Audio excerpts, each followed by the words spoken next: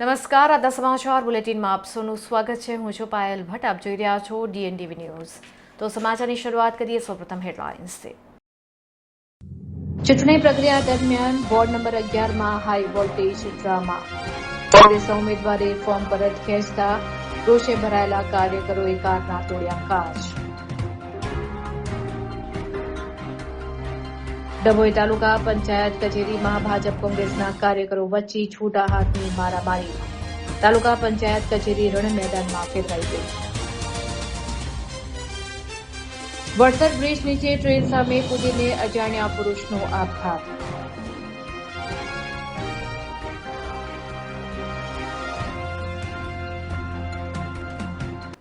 હવે જોઈએ સમાચાર વિગતવાર।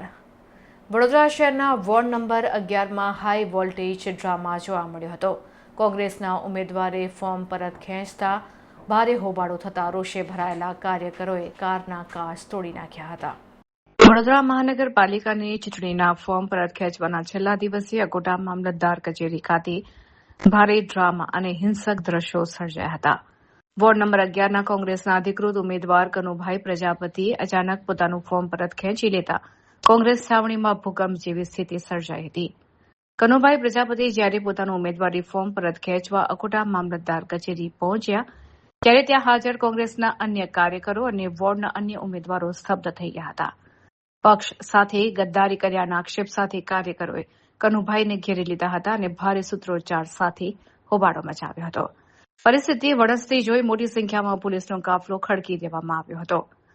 ફોર્મ પરત ખેંચીને જ્યારે કનુભાઈ પ્રજાપતિ તેમના સાથીદારો સાથે કચેરીની બહાર નીકળ્યા ત્યારે રોષે ભરાયેલા કોંગ્રેસના કાર્યકરોએ તેમની ગાડી ઉપર હુમલો કર્યો હતો। ઉશ્કેરાયેલા કાર્યકરોએ ગાડીનો પાછળનો કાચ તોડી નાખ્યો હતો। મામલો ઉગ્ર બનતા પોલીસે તાત્કાલિક દખલગીરી કરી હતી અને કનુભાઈને સુરક્ષિત રીતે પોલીસ સંરક્ષણ હેઠળ ગાડીમાં બેસાડી રવાના થયા હતા। ચૂંટણી ટાણે જ પક્ષના ઉમેદવારોનું ફોર્મ પરત ખેંચવું એ પક્ષ માટે મોટો ફટકો છે। આ ઘટના પાછળ કોઈ રાજકીય દબાણ કે સાંઠગાંઠ હોવાની ચર્ચાઓએ જોર પકડ્યું છે। કનુભાઈના આ પગલાથી વોર્ડ નંબર 11માં કોંગ્રેસની પેનલ તૂટી ગઈ છે, જેને લઈને સ્થાનિક નેતાઓ અને કાર્યકરોમાં ભારે આક્રોશ જોવા મળી રહ્યો છે। પોલીસે હાલ કચેરીની બહાર ચુસ્ત બંદોબસ્ત ગોઠવી દીધો છે અને આ હુમલાના સંદર્ભમાં તપાસ શરૂ કરી છે। ચૂંટણીના ગરમાવા વચ્ચે આ ઘટનાએ વડોદરાના રાજકારણમાં ગરમાવો લાવી દીધો છે। એને અમિતનગરથી મારી જોડેથી ઉઠાવીને લઈ ગયા અને જે શખ્સ મેં બતાવ્યો એને જોયો એટલે મેં તરત કહ્યું કે ભાઈ આ છોકરો હતો અમારી જોડે અને એમને ઉઠાવી અને મને ચોકડી પર છોડી દીધો અને કે તમે હવે કાકા તમારા ઘેર જતા રહો। બસ ફોર્મ પાછું ખેંચાવવા માટે। એ કનુભાઈ પ્રજાપતિ વોર્ડ 11નો ઉમેદવાર। એમના સમાજ વાળા ને એ લોકોએ પ્રજાપતિ એમના સમાજ વાળા બધા બરાબર એમાં બધી પોલીસ થી મારીને બધા અંગત હશે માટે કાળો દિવસ સમાન છે। કારણ કે જે કોંગ્રેસના ઉમેદવાર હતા 11 નંબરના આજે અહીંયા ફોર્મ આવીને પાછું ખેંચી લીધું।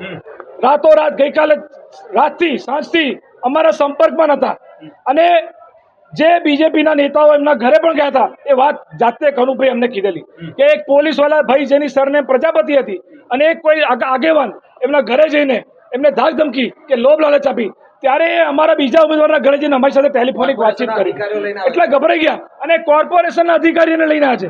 મને હમણાં જ જાણવા મળ્યું કે જે વોર્ડ નંબર 7ના કોર્પોરેશનના અધિકારી એક કનુભાઈ પ્રજાપતિ લઈને આવ્યા। કોર્પોરેશનના અધિકારીને શું લેવા દેવા? અરે ભાજપના નેતાઓને આટલી બીક લાગે છે ચૂંટણી હારવાની તો બંધ કરો ને ભાઈ, શું કામ તાઇફા કરો? સત્તાનો દુરુપયોગ છે, કાળો દિવસ છે અને જે વડોદરાની પ્રજાએ મન બનાવ્યું છે પરિવર્તનનું એનાથી ભાજપ એમની ભૂંડી હારને ભાડી ગઈ છે।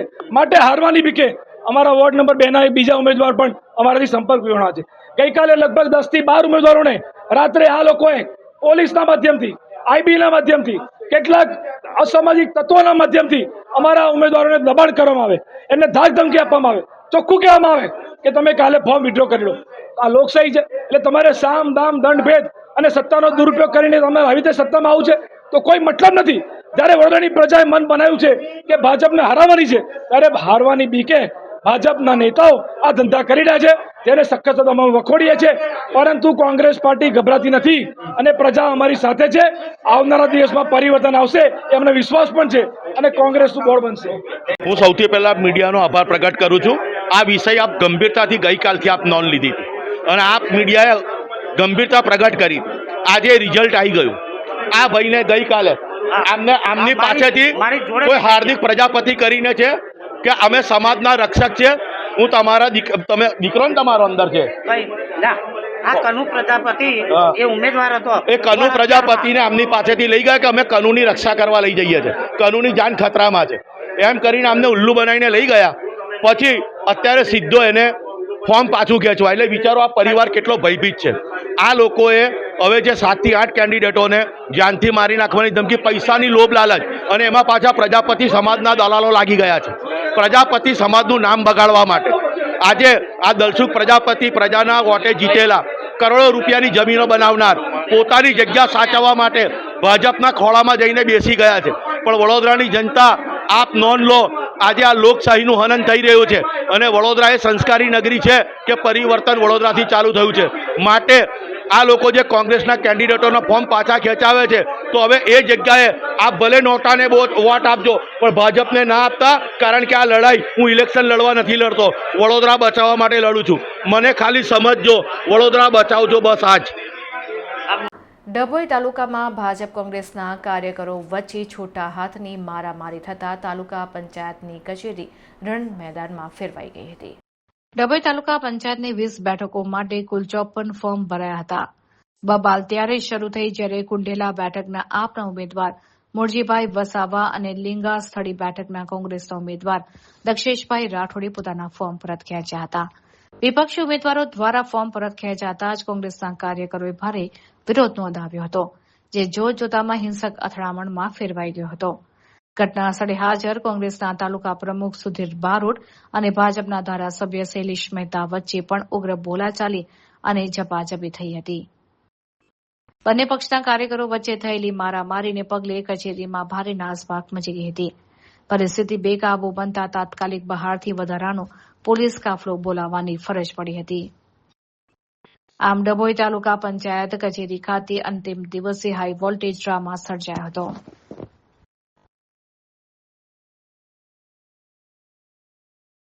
વડોદરાના વડસર બ્રિજ નીચે ટ્રેન સામે પડતું મૂકીને એક અજાણ્યા પુરુષે આપઘાત કરી લેતા ચકચાર મચી ગઈ છે. વડસર બ્રિજ નીચે રેલવે ટ્રેક પર એક વ્યક્તિ શંકાસ્પદ રીતે ઉભો હતો. જેવી ટ્રેન નજીક આવી કે તરત જ તેને અચાનક ટ્રેન સામે ઝંપલાવ્યો હતો. અકસ્માત એટલો ગંભીર હતો કે ટ્રેનની અડફેટે આવતા જ વ્યક્તિનું ઘટનાસ્થળ પર જ મોત થયું હતું. ઘટનાને પગલે આસપાસના લોકોના ટોળા ઉમટી પડ્યા હતા અને સ્થાનિકોએ તાત્કાલિક રેલવે પોલીસ તેમજ સ્થાનિક પોલીસ મથકને જાણ કરી હતી. પોલીસ કાફલો ઘટનાસ્થળે પહોંચીને તપાસ હાથ ધરી છે. જોકે મૃતક પાસેથી કોઈ ઓળખપત્ર કે એવી કોઈ વસ્તુ મળી નથી, જેને કારણે હજી સુધી તેની ઓળખ થઈ શકી નથી. પોલીસે મૃતદેહને પોસ્ટમોર્ટમ અર્થે સયાજી હોસ્પિટલ ખસેડ્યો છે. આ વ્યક્તિએ કયા કારણોસર આટલું આત્મઘાતી પગલું ભર્યું તે હજી જાણી શકાયું નથી.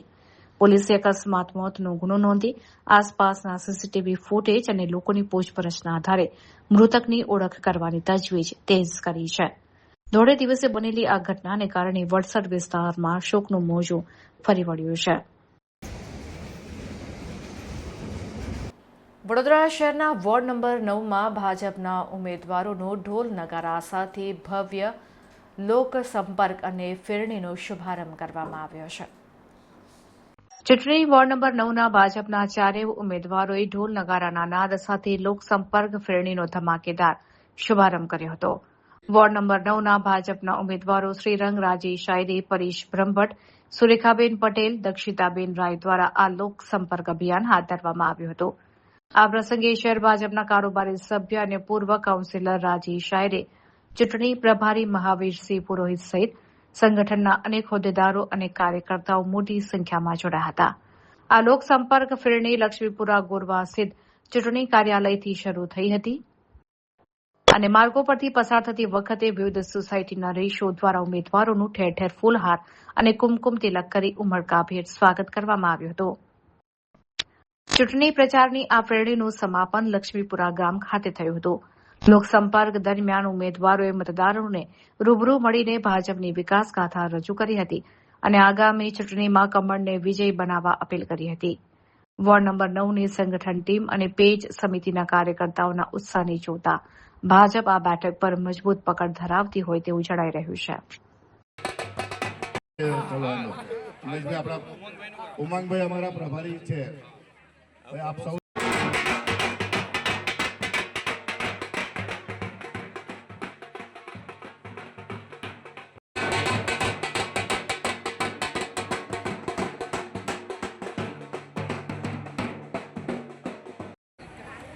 સૂર્યકાબેનનું સ્વાગત કરશે. ચલો પૂર્ણિમાબેન દીક્ષિતાબેનનું સ્વાગત કરશે. વડોદરા મહાનગરપાલિકાની જ્યારે સ્થાનિક સ્વરાજ્યની ચૂંટણીના પડઘમ વાગી ગયા છે. વોર્ડ નંબર 9ની અંદર અમે ચારેય ભાજપના ઉમેદવાર પરેશભાઈ બ્રહ્મભટ્ટ, સાથે સુરેખાબેન પટેલ, દક્ષિતાબેન રાય, એવી રીતે હું શ્રીરંગ આયરે વિસ્તારની અંદર જઈ લોકોની અંદર તેમનો જનપ્રતિસાદ અને તેમના આશીર્વાદ લઈ રહ્યા છે અને આજના દિવસે તેના શ્રી ગણેશ કરી દેવામાં આવ્યા છે. વિસ્તારની અંદર જે અમારા લક્ષ્મીપુરાનો જે વિસ્તાર છે, જે આર્યા હાઇટ્સથી લઈને દિવ્યલોક થઈને રત્નાગર રાજલક્ષ્મી સોસાયટી થઈને લક્ષ્મીપુરા ગામ ખાતે અમે ફેરણીનું જે આયોજન કરેલું છે, વિસ્તારના તમામ લોકોનો જે અમને આશીર્વાદ મળ્યો છે તે બદલ સૌનો અમે ખૂબ ખૂબ આભાર માનીએ છીએ અને હંમેશા લોકોની સેવાની પડખે અમે ઊભા રહેવાના અમે ચારે જણે જ્યારે પ્રતિજ્ઞા લીધી છે અને તેનો પ્રારંભ આજના દિવસે ફેરણીના માધ્યમથી શરૂ કર્યો છે.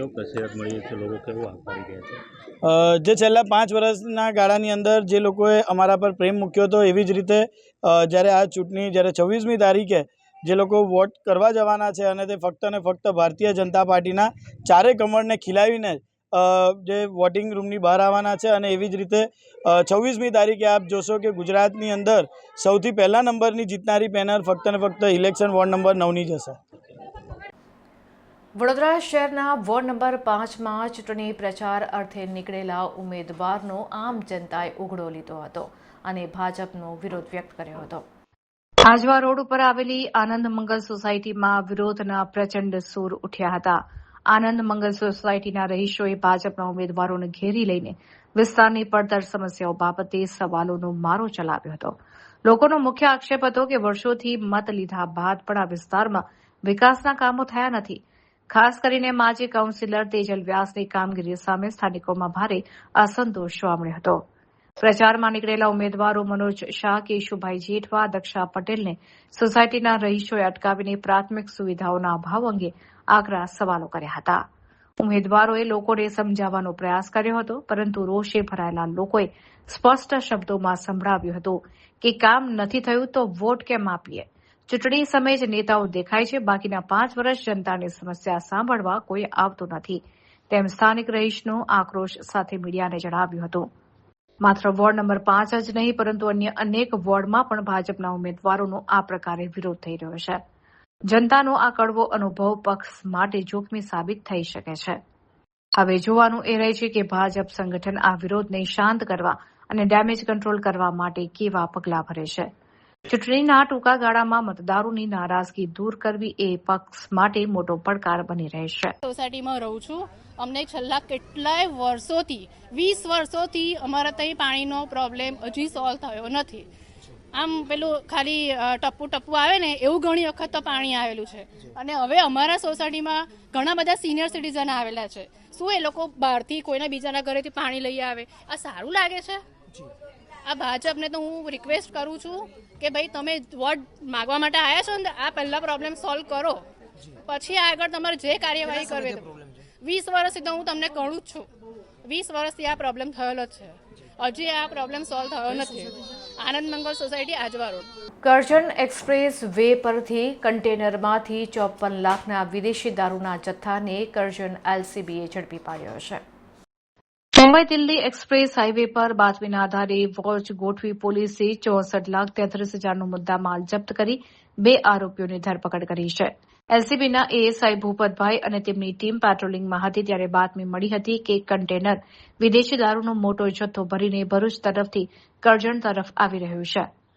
સાપા ગામના ઓવરબ્રિજ પાસે પોલીસે આ કન્ટેનરને આંતરીને તપાસ કરતા ઘાસના ભૂસાની આડમાં છુપાવવામાં આવેલો દારૂ મળી આવ્યો હતો. પોલીસે ઘટના સ્થળેથી મહેશ સોલંકી અને ભરત પરસોડની ધરપકડ કરી છે. તપાસમાં બહાર આવ્યું છે કે મહારાષ્ટ્રના સતારાના ઝમીર હારૂન હસન પટેલ નામના ઈસમે આ જથ્થો મોકલ્યો હતો. આરોપીઓએ પોલીસને ગેરમાર્ગે દોરવા માટે કન્ટેનર પર ખોટી નંબર પ્લેટ લગાવી હતી અને બેચ નંબર વગરનો દારૂ ભરી કાવતરું રચ્યું હતું. એલસીબીએ આ ગુનામાં સંડોવાયેલા અન્ય શખ્સોને પકડવા અને વધુ તપાસ માટે કરજણ પોલીસને કાર્યવાહી સોંપી છે.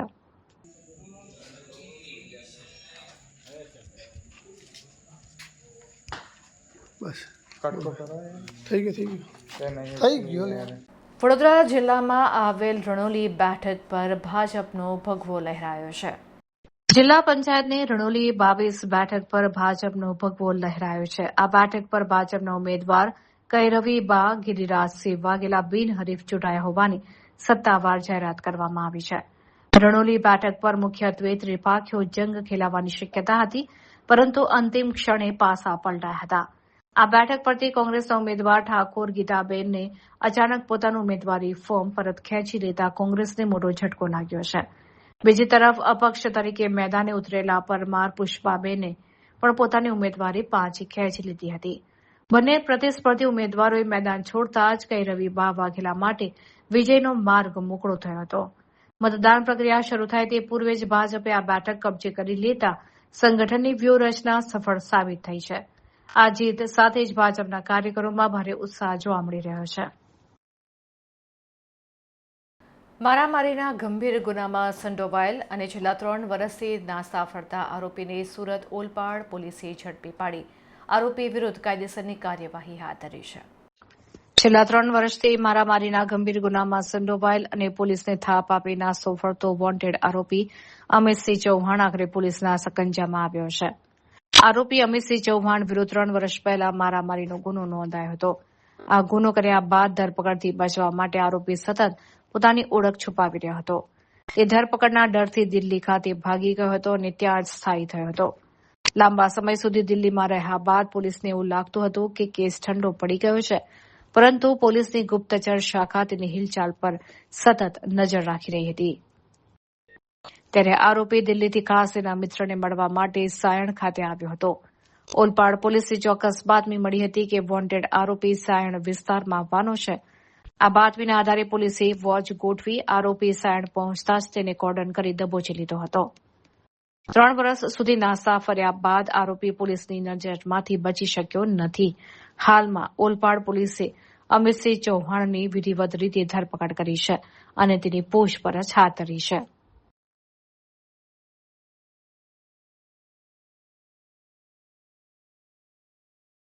Vadodara federation of academic association દ્વારા એક પત્રકાર પરિષદનું આયોજન કરવામાં આવ્યું હતું. અંબાજી ખાતે યોજાયેલા મહાઅધિવેશનમાં ફેડરેશન ઓફ એકેડેમિક એસોસિએશન દ્વારા વડોદરા શહેરને સમગ્ર ગુજરાતના પ્રમુખ પદની મહત્વની જવાબદારી સોંપવામાં આવી છે. આ નિમિત્તે વડોદરામાં એક પત્રકાર પરિષદનું આયોજન કરવામાં આવ્યું હતું, જેમાં સંગઠનના આગામી કાર્યક્રમોની રૂપરેખા આપવામાં આવી હતી. ગુજરાતભરના કોચિંગ ક્લાસીસનું પ્રતિનિધિત્વ કરતા આ સંગઠનના નવનિયુક્ત પ્રમુખનો શપથવિધિ સમારોહ 2 મે 2026ને રવિવારના રોજ વડોદરાના શેરખી સ્થિત સન સિટી ક્લબ ખાતે ભવ્ય રીતે યોજાશે. આ પ્રસંગે ગુજરાતના ખૂણે ખૂણેથી વિવિધ કોચિંગ ક્લાસીસ એસોસિએશનના હોદ્દેદારો અને શિક્ષણ જગતના અગ્રણીઓ ઉપસ્થિત રહેશે. કેવળ શૈક્ષણિક પ્રવૃત્તિઓ જ નહીં, પરંતુ સામાજિક ઉત્તરદાયિત્વ નિભાવતા એક વિશેષ પહેલ પણ કરવામાં આવી છે. આગામી 26 એપ્રિલ 2026ના રોજ યોજાનારી ચૂંટણીમાં વધુમાં વધુ મતદાન થાય તે હેતુથી મતદાન જાગૃતિ અભિયાન શરૂ કરવામાં આવશે. તો ખૂબ સારી રીતના જે છે આ સમાજનો યુવાધનને યોગ્ય રીતના રાઈટ ટ્રેક પર લઈ જવાના પ્રયત્નો કરશું. અને એવું કહી શકાય કે જે સમાજે તમને મને શિક્ષણ ક્ષેત્રના વ્યવસાયમાં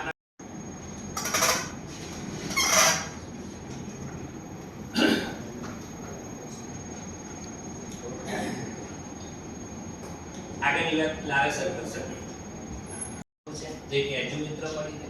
અને સાથે સાથે જે છે આવનાર સમયમાં શિક્ષણ ક્ષેત્રે રાખવાની જવાબદારી તો વ્યક્તિગત રીતે તમારી મારી છે. તો એ જવાબદારી આપણે બહુ સારી રીતે નિભાવી શકીએ એના માટે ભેગા થઈને પ્રયત્નો કરીએ. આમાં એવું નથી કે બધી જ વસ્તુઓ મને ખબર હોય. હું અત્યાર સુધી દરેક અલગ અલગ સબ્જેક્ટ અલગના સ્ટુડન્ટ હેન્ડલ કરવાનો અનુભવ ધરાવે છે.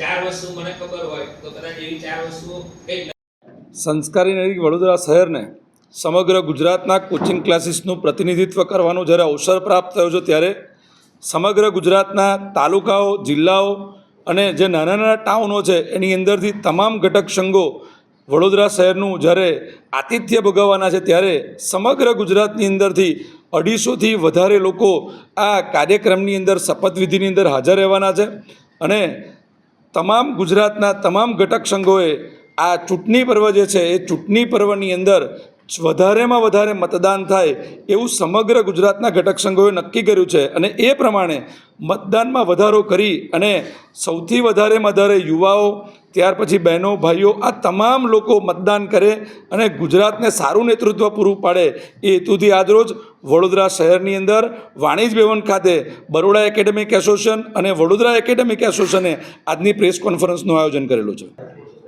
ફેડરેશન ઓફ એકેડેમિક એસોસિએશન એ ગુજરાતના વિવિધ જિલ્લાઓ અને શહેરોમાં કોચિંગ ક્લાસના એસોસિએશન અત્યારે સમગ્ર ગુજરાતમાં 40,000થી વધારે કોચિંગ ક્લાસીસ છે, જેમાંથી 12,000 જેટલા કોચિંગ ક્લાસે પોતે નોંધાયેલા એસોસિએશન થકી સભ્યો જે છે નોંધ્યા છે. એ ફેડરેશન ઓફ એકેડેમિક એસોસિએશનનું અંબાજીમાં એક મહાઅધિવેશન થયું, જે મહાઅધિવેશનમાં વડોદરા શહેરને આવનાર સમયમાં સમગ્ર ગુજરાતના કોચિંગ ક્લાસના એસોસિએશનનું પ્રમુખ પદ મળ્યું છે. વડોદરા શહેર કે જેની એક ઓળખ શિક્ષણની નગરી અને સંસ્કારી નગરી છે.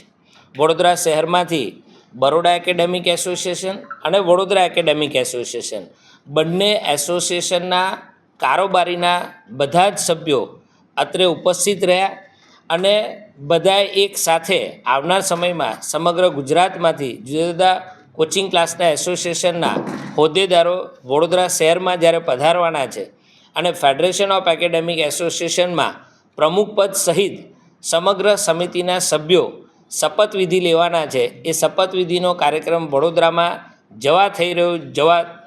આયોજન થવા જઈ રહ્યું છે. એના આયોજનના ભાગરૂપે આજે કારોબારીના સભ્યો અત્રે ઉપસ્થિત રહ્યા.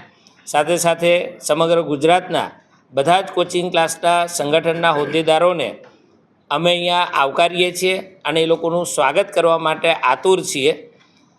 તદુપરાંત આપ સૌ જાણો છો કે 26 એપ્રિલે ચૂંટણી પર્વ છે.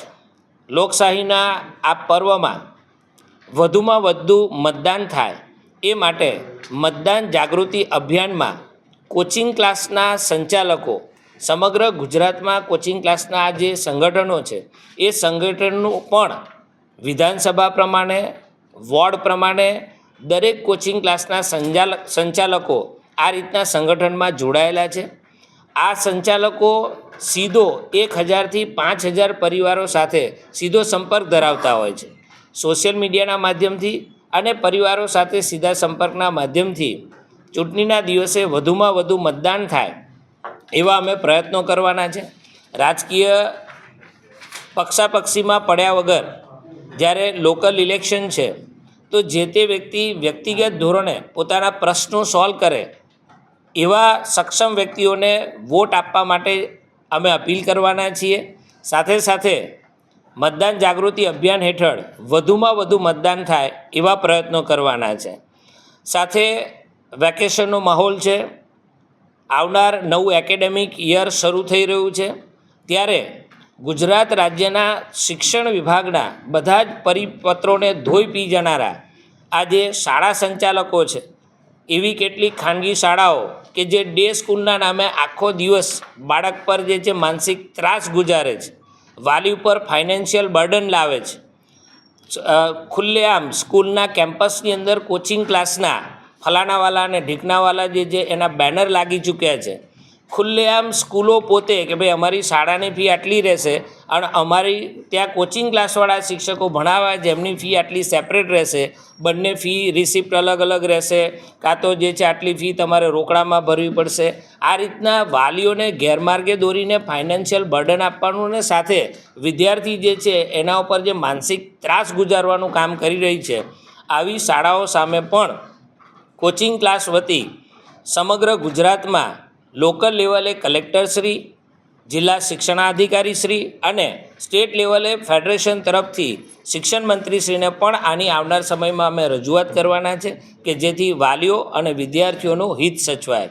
આજરોજ અમે ફેડરેશન ઓફ એકેડેમિક એસોસિએશનના ટ્રસ્ટીઓ, બરોડા એકેડેમિક એસોસિએશનના કારોબારીના સભ્યો, વડોદરા એકેડેમિક એસોસિએશનના કારોબારી સભ્યો સાથે મળીને આ બાબતે જે છે ઊંડાણપૂર્વક ચર્ચા કરી છે. આ સમગ્ર બંને કારોબારીના સભ્યોનો ખૂબ ખૂબ આભાર. શપથવિધિ જે છે એ તારીખ 2/5/2026 રોજ સન સિટી ક્લબ ખાતે યોજાનાર છે. બરોડા એકેડેમિક એસોસિએશન અને વડોદરા એકેડેમિક એસોસિએશન જે હાલ ફેડરેશન ઓફ એસોસિએશનનું જે નેતૃત્વ વડોદરાના શિરે છે, જેને અમે વધાવી લીધું છે. અને વડોદરા જે છે એ વડોદરા આવનારા 2 વર્ષ માટે વડોદરાના જે ભૂતપૂર્વ બરોડા એકેડેમિક એસોસિએશનના પ્રેસિડન્ટ એ દિલીપસિંહ ગોહિલ સર એ હવે આખા ગુજરાત ફાના પ્રમુખ થવા જઈ રહ્યા છે. એટલે એમની શપથવિધિ માટે અત્યારે કારોબારી મિટિંગ છે. આ ઉપરાંત હવે જે આવી રહ્યું છે 26 તારીખે ઇલેક્શન, એ ઇલેક્શન માટે બંને એસોસિએશન બરોડા અને વડોદરા બંને એસોસિએશન જે છે એ સમગ્ર રીતે કોઈ પણ પ્રકારની પાર્ટીને ધ્યાનમાં લીધા વગર ફક્ત ને ફક્ત 100% મતદાન થાય. અમારો સીધો સંપર્ક વાલીઓ સાથે છે.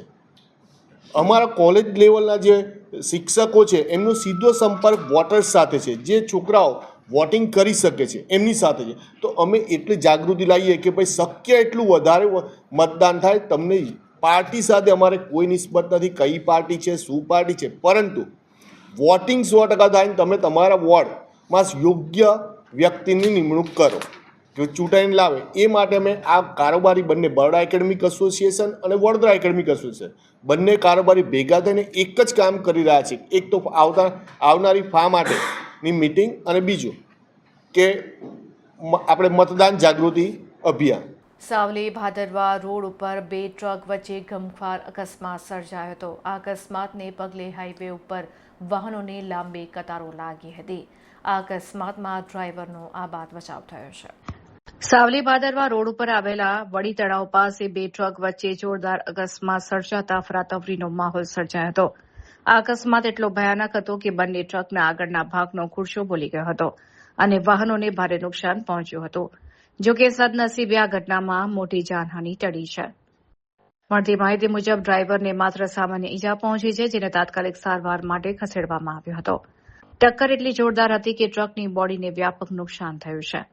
મુખ્ય માર્ગ ઉપર અકસ્માત સર્જાવાને કારણે બંને ટ્રકો રસ્તાની વચ્ચે જ હોવાથી સાવલી ભાદરવા હાઈવે પર ભારે ટ્રાફિક જામ સર્જાયો હતો. કાળઝાળ ગરમીમાં વાહન ચાલકો કલાકો સુધી અટવાયા હતા અને રસ્તા ઉપર વાહનોની લાંબી કતારો જોવા મળી હતી. ખાસ કરીને નોકરિયાત વર્ગ અને માલવાહક વાહનોના ચાલકોને ભારે હાલાકીનો સામનો કરવો પડ્યો હતો. અકસ્માતને કારણે વાહન વ્યવહાર સંપૂર્ણપણે ખોરવાઈ ગયો હતો, જેના પગલે પોલીસની ટીમે સ્થળ પર પહોંચી પરિસ્થિતિ થાળે પાડવાના પ્રયાસો હાથ ધર્યા હતા. આ ઘટનાની જાણ થતાં સાવલી પોલીસનો કાફલો ઘટના સ્થળ પર દોડી આવ્યો હતો. પોલીસે ક્રેન બોલાવી અકસ્માતગ્રસ્ત ટ્રકને રસ્તા પરથી હટાવવાની કામગીરી શરૂ કરી હતી અને ટ્રાફિક વ્યવસ્થા સંભાળી વાહન વ્યવહાર પુનઃ કાર્યરત કરાવ્યો હતો. પોલીસે આ મામલે અકસ્માતનો ગુનો નોંધી વધુ તપાસ હાથ ધરી છે.